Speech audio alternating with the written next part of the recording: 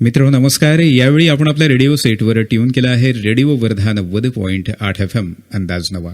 बांधवांनो, एकूणच हा उत्सवाचा आणि उत्साहाचा महिना आणि विशेषतः म्हणजे जागर स्त्री शक्तीचा या कार्यक्रमामध्ये आपण येते 9 दिवस विविध ज्या आपल्या महिला आहेत तर एकूणच त्यांच्या कार्यकर्तृत्वाचं जो काही परीघ आहे तर त्या परीघाचा परिचय तुमच्यापर्यंत करून देण्याहेतू रेडिओ वर्धाने या वर्षी जागर स्त्री शक्तीचा या एका विशेष कार्यक्रमाची निर्मिती केलेली आहे आणि यामध्ये खऱ्या अर्थाने विविध क्षेत्रामध्ये कार्यरत असणाऱ्या महिलांचा परिचय या कार्यक्रमाच्या माध्यमातून तुम्हाला करून देण्याहेतू आज आपण आपल्या स्टुडिओमध्ये पाचारण केलेले आहे.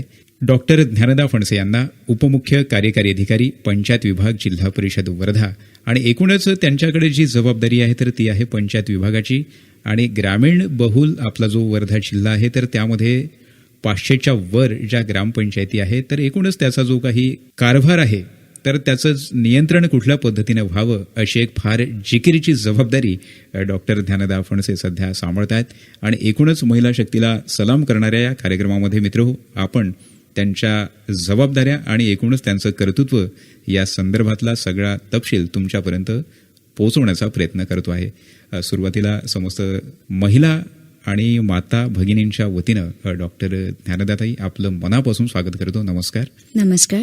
खरं म्हणजे आता प्रशासनात विविध जबाबदाऱ्या आपल्याला पार पाडाव्या लागतात पण आता पंचायत विभाग हा जो शब्द आहे तर आपण शालेय जीवनामध्ये नागरिक शास्त्र शिकतो तर गल्लीपासून तर दिल्लीपर्यंतचा हा जो काही प्रशासकीय प्रवास आहे तर त्याचं आपण खऱ्या अर्थानं म्हणू की त्याचं लॉन्चेस पॅड जर जे असेल तर ते आपल्या गावातली ग्रामपंचायत आणि गेल्या अनेक वर्षाचा जो आपला प्रशासकीय अनुभव आहे तर यामध्ये प्राधान्याने महिला कारण तिने जर मनात आणलं ती काहीही करू शकते तर गेल्या अनेक वर्षापासून आपण ही जबाबदारी सांभाळत आहात. प्रशासकीय अधिकारी या नात्यानं आपलं ग्रामपंचायतीमध्ये कार्यरत असणाऱ्या ज्या काही महिला सदस्य आहेत त्यांच्याबाबतचं काय निरीक्षण आहे आपलं?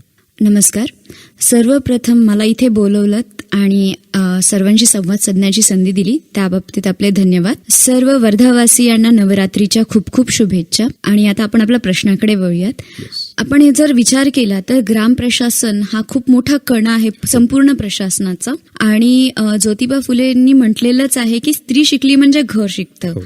आणि प्रशासनाचा माझा अनुभव असा आहे की जर ती स्त्री शिकलेली आणि जर अनुभवी असेल तर नक्कीच ते ग्राम प्रशासन यशस्वी ठरतं. आणि अशी अनेक उदाहरण आपण पाहत आहोत आणि आपल्याला ती पाहायला मिळालेली आहेत. वर्ध्याच्या बाबतीमध्ये पण मी बऱ्याच वेळा ह्या गोष्टीचा अनुभव घेत असते. महिलेला एक छोटी सवय असते म्हणजे एक ऑब्झर्वेशन आहे की एखादी गोष्ट मार्केटमध्ये गेली तर ती त्याच रुपयाला का किंवा बार्गेनिंग करणं आपण जे कॉमन भाषेमध्ये बोलतो तर या गोष्टी आमच्या महिला खूप दक्षतेने घेतात. मग अशी ज्यावेळेस महिला ही ग्राम प्रशासनामध्ये असते त्यावेळेस आमच्या प्रशासनामध्ये वित्तीय औचित्याची तत्व असतात ज्याच्यामध्ये स्पष्ट म्हणलेलं असतं की आपण एखादा पैसा खर्च करताना आपल्या खिशातून करतोय असं समजून ती गोष्ट खर्च करावी. तर याकडे महिला खूप लक्ष देतात. महिला बारकाईने ऑब्झर्व करतात. एखाद्या गोष्टीची समस्या येत असेल किंवा कुठली गोष्टीची आवश्यकता आहे त्यांना चांगलं माहिती असतं आणि गावातल्या ज्या समस्या असतात त्या बऱ्यापैकी आरोग्य, शिक्षण किंवा कुटुंबाशी रिलेटेड असतात. आणि ज्यावेळेस महिलांचा सहभाग इथे वाढलेला दिसतो तर त्या गावामध्येच नक्की यशस्वी प्रशासनाची उदाहरणं पाहायला मिळतात. त्यामुळे एकंदरीतच महिला जिथे जिथे स्वतः काम करतात तिथे ग्राम प्रशासन खूप चांगल्या प्रकारे कार्य करतं. परंतु सायमल्टेनियसली असंही म्हणावं लागेल की कधी कधी काय होतं की बऱ्याच प्रमाणामध्ये काही भागामध्ये असं दिसतं की महिला या नावापुरत्याच असतात आणि त्या उमऱ्याबाहेर येऊन काम करत नाहीत किंवा त्या डिसिजन घेत नाहीत. म्हणजे निर्णय शक्ती आजही स्त्रीला बहाल झालेली नाहीत अशीही उदाहरण आपल्याला बघायला मिळतात.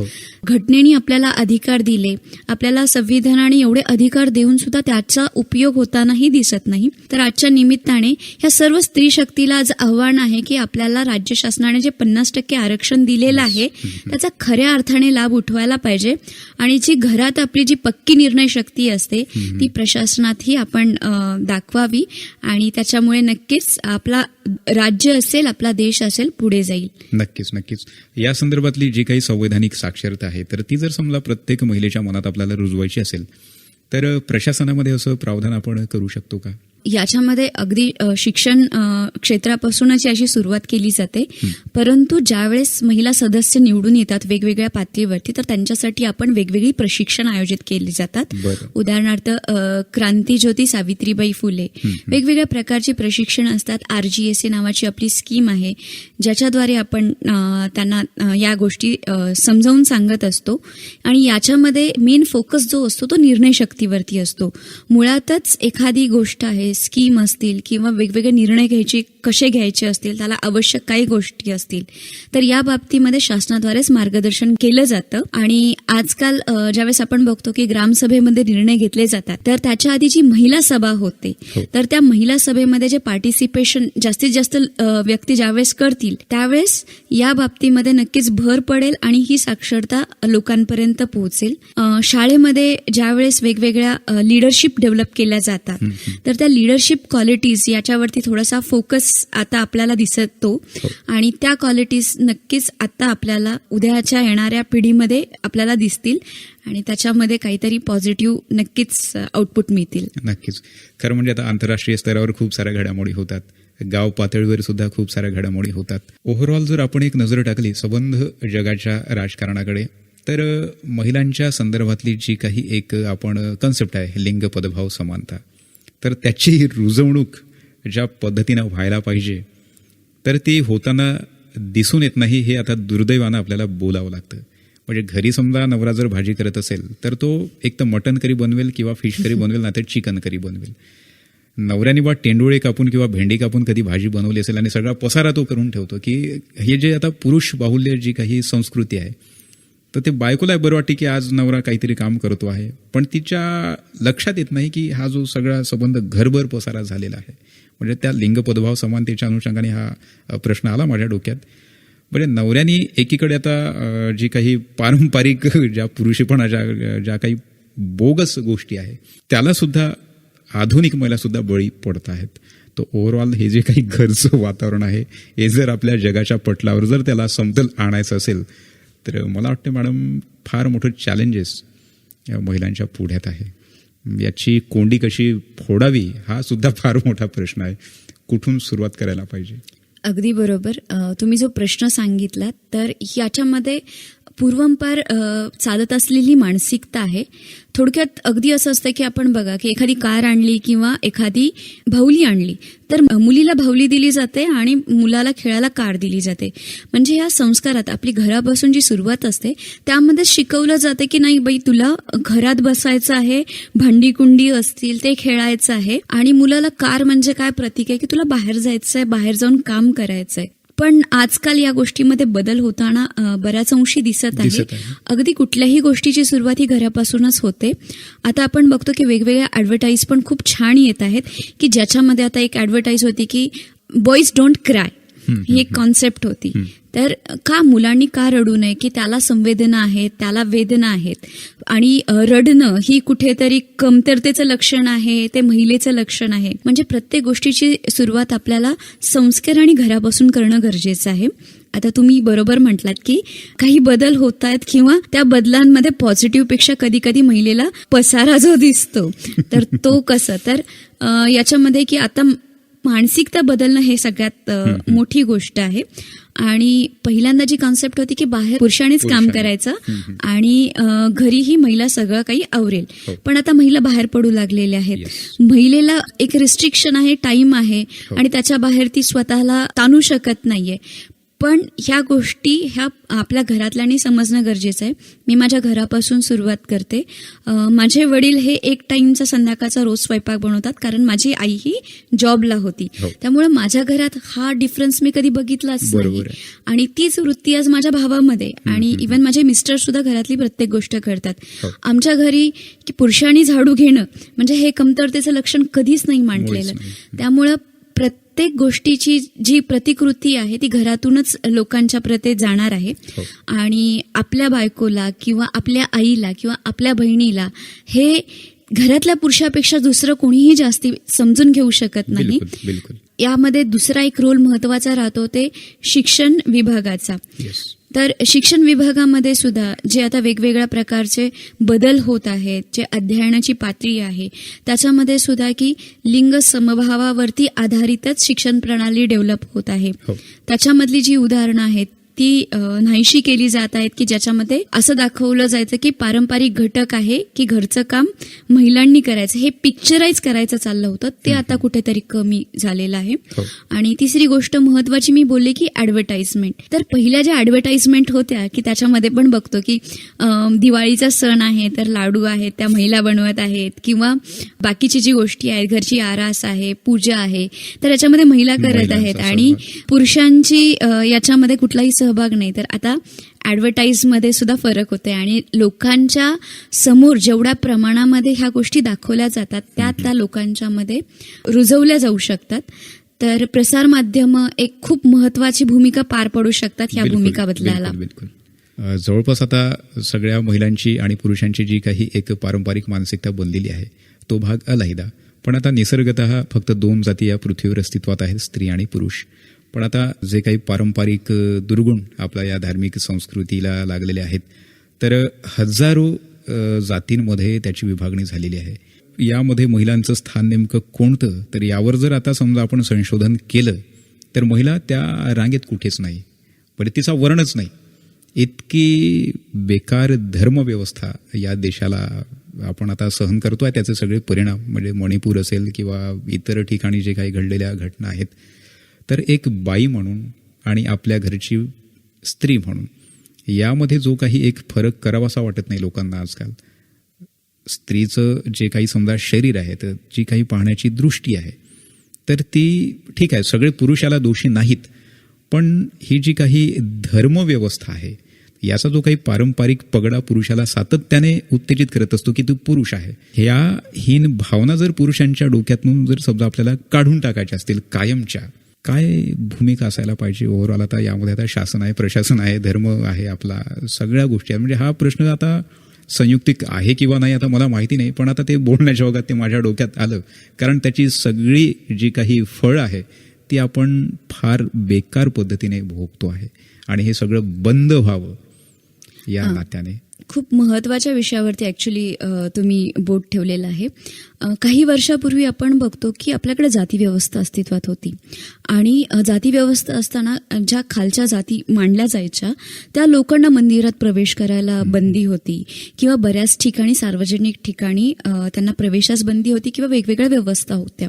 या आपण काळानुरूप बघतो की संविधानाने अधिकार दिले आणि ह्या प्रथा बंद झाल्या, पण अगदी अनफॉर्च्युनेटली स्त्रीच्या बाबतीत बऱ्याच ठिकाणी ह्या प्रथा चालू आहेत हे आपल्याला दिसतं. खरं तर ही एक प्रकारची अस्पृश्यताच आहे की समजा एक निसर्ग चक्र आहे आणि निसर्ग चक्राच्या काळामध्ये त्या स्त्रीच्या शरीरात जर काही बदल होत असतील आणि त्या बदलांच्या मुळे तिला कुठल्या सामाजिक गोष्टीपासून अलिप्त ठेवणं हे बरोबर नाहीये किंवा ही व्यवस्था का निर्माण झाली याची खरं तर कारण मीमांसा करणं गरजेचं आहे. हे पूर्णतः माझं वैयक्तिक मत आहे की पूर्वी स्त्रियांना आपण आता बघतो की ज्या स्वरूपात सॅनिटरी नॅपकिन्स उपलब्ध असतील किंवा पाळीविषयीच्या जनजागृती असेल, ही पूर्वीच्या काळात नव्हती आणि त्यावेळेस कपडे घेणं एवढं सोयीस्कर नव्हतं. तर कमीत कमी या गोष्टींचा संपर्क टाळावा, म्हणजे तिला कुठल्या प्रकारे कुठला रोग निर्माण होऊ नये, कुठल्या तरी दूषित वातावरणात ती जाऊ नये आणि तिची आरोग्य सांभाळलं जावं. दुसरी गोष्ट म्हणजे की या काळामध्ये बऱ्याच वेळा तिला वेदना होत असतात, तर त्या वेदनांपासून आराम म्हणून तिने 4 दिवस बाहेर राहणं हे अपेक्षित असताना आपण काळाच्या ओघात ह्या सगळ्या गोष्टी बाहेर राहिल्या आणि ही एक अस्पृश्यतेचं उदाहरण बनलेलं आहे. अगदी गावाकडे म्हणलं जातं की कावळा शिवला. याचा अर्थ असा आहे की तिला हात लावायचा नाहीये किंवा तिने कुठल्याही कार्यक्रमात सहभागी होणं अपेक्षित नाहीये. पण तुम्ही बघाल तर या गोष्टी खरं तर समजून घेण्याच्या आहेत आणि पुन्हा एकदा आहे की शिक्षण, आरोग्य आणि स्त्री स्वतः यांची भूमिका याच्यामध्ये महत्वाची आहे की हे आधी स्वतः स्त्रीला पटलं पाहिजे की या काळामध्ये किंवा या धर्मव्यवस्थामध्ये मला का बाजूला सारलेलं आहे, याचं कारण काय आहे आणि जर त्या कारणावरती जर मी आज मात करू शकते तर मी हक्क आहे माझा आणि तो हक्क मी मिळवला पाहिजे. कायदे बनतील, पण ते कायदे स्वतः अंगीकारल्याशिवाय, स्वतःला पटल्याशिवाय ते इम्प्लिमेंट होणार नाहीयेत. बरोबर आहे की याच्यामध्ये न्याय व्यवस्था आहे किंवा राज्य व्यवस्था आहे, हे नक्कीच मदत करतील, पण याच्यामध्ये अगदी स्त्रीच्या मनात असलेली तिच्या भावनांविषयीची जी घृणा असेल किंवा तिला या बाबतीमध्ये काही चुकीचं वाटत असेल तर ते पहिल्यांदा बाजूला होणं महत्वाचं आहे. आणि स्वतःपासून जागृती ज्यावेळेस होईल त्यावेळेस नक्कीच याच्यामध्ये फरक पडताना दिसेल. सर, म्हणजे आता हा विषय छेडला म्हणून सत्य घटना सांगतो. मी आता ज्यांच्याकडे भाड्याने राहायचो, इंजिनिअरिंग कॉलेजचे ते प्राध्यापक आहेत आणि महिन्यातले ते 4 दिवस जे आहेत तर तो माणूस, त्याचा मुलगा, त्याची मुलगी बाहेरच्या म्हणजे डब्याची ऑर्डर करतात 4 दिवस. तर मी एकदा त्यांना विचारलं तर वो बोले हमारे घर पे बनता नहीं, बोले वो 4 दिन. आता एका इंजिनिअरिंग कॉलेजच्या पुरुषाची, प्राध्यापकाची ही जर समजा मानसिकता असेल तर पुढं न बोललेलं बरं. अगदी. कारण म्हणजे आता सामुदायिक रेडिओ केंद्र म्हटलं की थोडंसं वेळेचं बंधन आपल्याला पाळावं लागतं. आपली मुलाखत सुद्धा आता अंतिम टप्प्याकडे वळते आहे. पण हे जे काही या थोतांड ज्या गोष्टी आहे तर याला कुठेतरी मूठ माती देण्याहेतू खऱ्या अर्थानं जागर स्त्री शक्तीचा या कार्यक्रमातनं जर आपला थोडाफार हातभार लागला तर आम्हाला या कार्यक्रमाच्या निर्मितीमागचं समाधान नक्की लाभेल. शेवटी जाता जाता मॅडम, आपण काय आवाहन कराल आपल्या समस्त महिला भगिनींना? मी आव्हान असं करू इच्छिते की सर्वांनी स्वतःसाठी उभं राहावं, कारण जो स्वतःसाठी उभा राहतो जग त्याच्यासाठीच उभं राहू शकतं. तुमच्यासाठी प्रशासन आहे, कायदा व्यवस्था आहे, प्रत्येक जण आहे. खरं तर तुमच्यावर होणारा अन्याय असेल किंवा तुम्हाला कुठेतरी असमानतेची वागणूक असेल, याची जनजागृती खरं तर तुमच्यात असणं गरजेचं आहे. तुम्ही आवाज द्या, आम्ही आहोत. फक्त आजचा संदेश हाच आहे की तुम्ही स्वतःसाठी उभं राहा. बिलकुल. या मुलाखतीचा समारोप आपण एका कवितेने करूया. आज आपण बघतो की आपली जी माती आहे, आता मेरी माती मेरा देश हा उपक्रम चालूच आहे. आणि या मातीला घडवण्यासाठी किंवा या मातीचं नाव वेगवेगळ्या क्षेत्रात जे झालेलं आहे त्याच्यामध्ये स्त्रियांचं योगदानही खूप मोठं आहे. या समस्त स्त्री वर्गासाठी मी जाता जाता एक कविता सांगते. बिलकुल, स्वागत आहे. ती आहे, ती होती, ती राहील. ती आहे, ती होती, ती राहील देशासाठी, युगासाठी, या मातीच्या यशासाठी. ती म्हणजे उत्पत्ती, ती म्हणजे स्थिती, शांता, दुर्गा, भवानी रूप, सरस्वती, शारदा ती. ती म्हणजे समय, ती म्हणजे प्रलय, तिच्यातून पुरुषार्थ, ती नसता विलय. तिने सावरणं, तिने सांभाळणं, तिने जपणं, तिने जोडणं आणि तिने जन्म देत राहणं. कष्टाने, त्यागाने, प्रेमाने, मायेने, श्वासाने, ध्यासाने, विश्वास आणि सर्वस्वाने. म्हणूनच तो घडला, त्याने महाराष्ट्र घडविला. बघा, निनादतोय तिच्या कर्तृत्वाचा डंका. जिजाऊ ती, संस्कार ती, आदर्श ती, आश्रय ती. पंढरीची रखुमाई, संतरूप मुक्ताई ती. शक्ती, भक्ती, मुक्ती ती, भक्ती आणि विरक्ती ती. शिक्षण क्रांती, सावित्री ती, ज्ञानविद्या रमाई ती. समाजनीती दुर्गाबाई, वैद्यगीता आनंदीबाई. असामान्य आयुष्य ती, निग्रहाचा अग्रह ती. कल्पनेस कार्यपंख क्षितिज, उंच भरारी ती. अशक्य काय होतीला, कवेत विश्व जग जिंकेती. बघा त्या भारतरत्न लता, ती मूर्तिमंत स्मिता. राज्यकर्ती द्रौपदी, कर्तव्य दिव्य प्रभा. सिंधू, रितू, अहिल्या, मीरा अण मारुष्णी कित्येक अनन्या. नितळ स्वप्न, उजळ तत्व, देश गौरव गीत ती. निर्मिती आणि प्रगतीची, या मातीची युगस्त्रीती, या मातीची युगस्त्रीती. धन्यवाद. एकूणच स्त्रियांच्या कार्यकर्तृत्वाचा जो काही एक परिपाक आहे तर त्याचं प्रतिनिधित्व करणारी ही एक अतिशय उच्च दर्जाची जी कविता आपण प्रस्तुत केली, खऱ्या अर्थानं स्त्रीच्या स्त्रीत्वाला आलेखित करणारी आणि तिचा सन्मान करणारी कविता आपण या शेवटी जाता जाता आपल्या समस्त भगिनींना ऐकवली. त्याबद्दल आभार मानतो मॅडम. आणि येत्या काळात आपल्यावर ज्या काही प्रशासकीय जबाबदाऱ्या आहे तर त्याला खूप सारं पाठबळ आपल्याला मिळो, ते भावनिक असेल, प्रशासनिक असेल, अशी कामना करतो. आपण खूप चांगल्या पद्धतीने व्यक्त झाल्या आणि एकूणच आपल्या ज्या महिला आहेत तर त्यांना प्रशासकीय जो काही एक संदेश आहे त्या संदेशातनं जगलं कसं पाहिजे याचा एक छान तपशील तुम्ही या मुलाखतीच्या माध्यमातून दिला. त्याबद्दल रेडिओ वर्धाच्या वतीनं आणि आपल्या समस्त माता भगिनींच्या वतीनं मनापासून आभार मानतो. थांबतो. धन्यवाद. नमस्कार. खूप खूप धन्यवाद.